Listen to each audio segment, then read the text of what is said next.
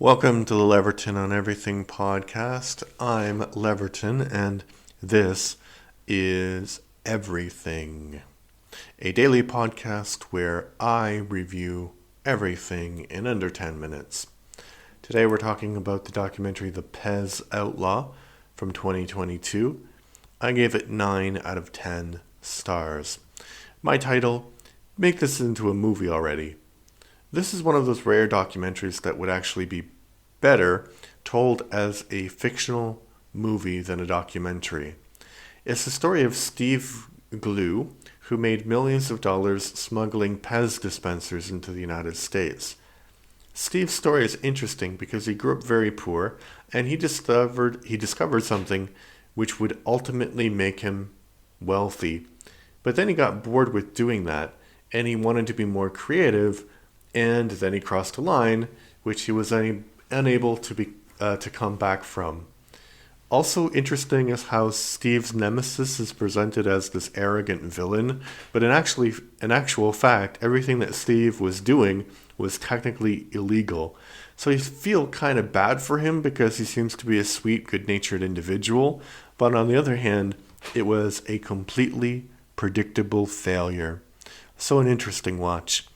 Yeah, I don't understand why Hollywood hasn't made it into a movie, to be honest, because it's such a ridiculous thing. Like, somebody could be sued for so much. Maybe it's because they don't want to touch the movie because of they're maybe Hollywood actually thrives on knockoffs as well, because you make a Hollywood blockbuster and then there's like an industry to create kind of copies of that blockbuster, both in Hollywood and in more local areas. So maybe if they made this movie, they'd have to take a stand about that. I don't know. I mean, their stand is that's bad, right? So, but he failed.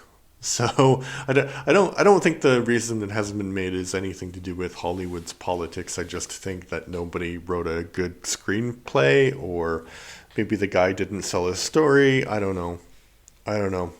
Or maybe he can't actually benefit now from a crime in the United States, and maybe that's actually why it hasn't been made. Yeah, probably.